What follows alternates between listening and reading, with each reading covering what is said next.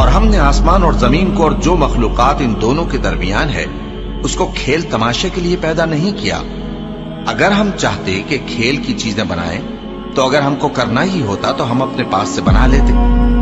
نہیں بلکہ ہم سچ کو جھوٹ پر کھینچ مارتے ہیں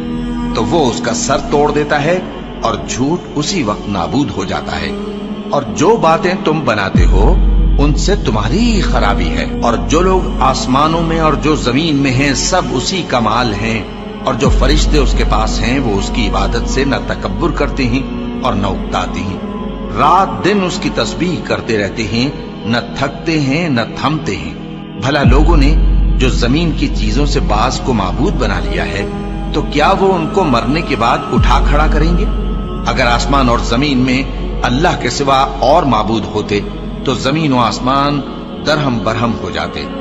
جو باتیں یہ لوگ بناتے ہیں